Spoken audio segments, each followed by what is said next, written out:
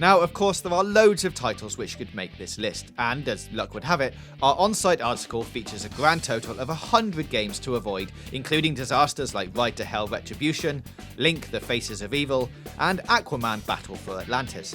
But after searching the darkest depths of gaming, we think we found the 7 worst video games of all time. Gaze upon them and be thankful that you'll never have to play these monstrosities. Number 7. Homie Rollers.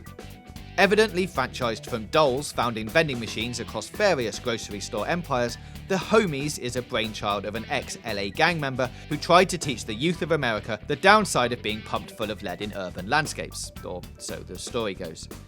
How does an idea like that get turned into a game? Crappy kart racing, obviously.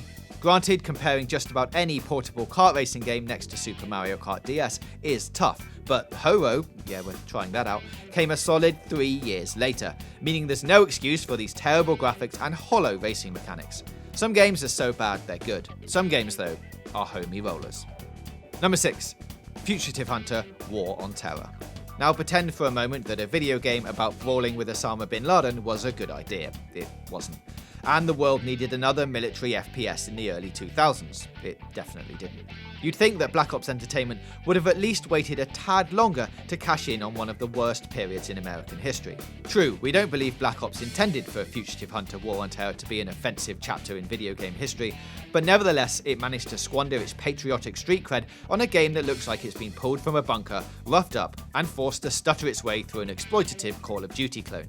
Even the gameplay feels like an afterthought, sporting endlessly drab environments, repetitive gunfights, and absolutely zero deviation from the run here, shoot this formula. Oh, there was one. The final capture sequences involved button mashing your way through a fistfight with the fugitives. So, you know, there's that. Number 5. Custers Revenge. We absolutely wish this wasn't real, but here's the gist of Custers Revenge.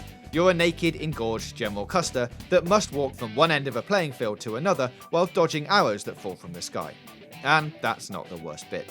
Whatever you do, please actively try and forget that you've ever heard of this game. Universally reviled for being mechanically shallow with very little to do, it also has a whole rapey, racist thing going for it, meaning there's nothing really going for it at all. It's horrible, offensive, and one of the worst things to ever happen to gaming. Number 4. Superman: The New Adventures.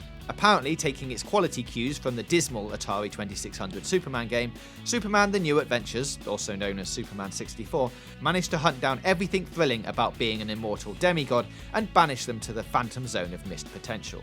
In lieu of a free-flying Superman game, which the N64 was capable of producing, players roamed around Lex Luthor's virtual metropolis, a puke-green wasteland governed by shoddy visuals, frustrating controls, and a kryptonite fog that failed to disguise the game's awful draw distance. Even the most loyal Clark Kent followers had a hard time seeing past the game's main gameplay, which primarily consisted of flying through hoops and saving virtual citizens from certain, and arguably preferable, death.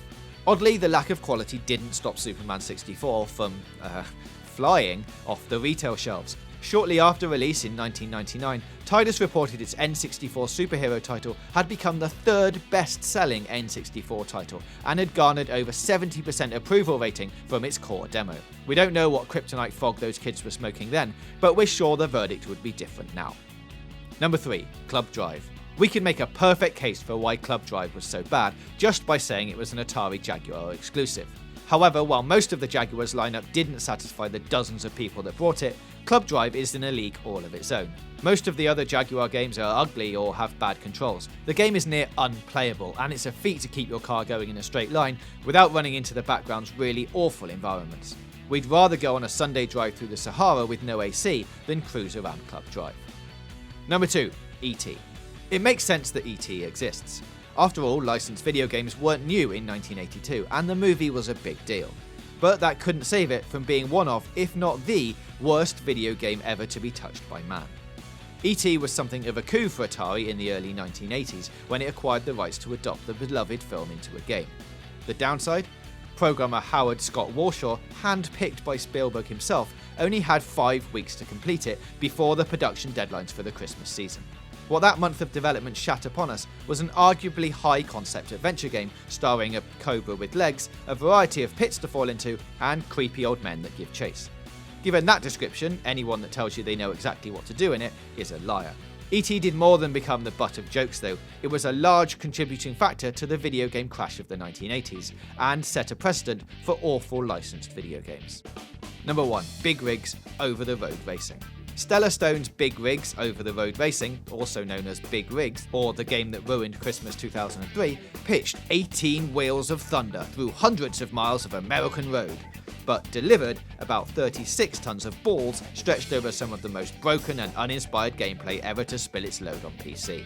Promising the virtual recreation of life as an illegal hauler, what players actually got was a racing game devoid of any actual police and AI opponents that couldn't even be bothered to cross the starting line.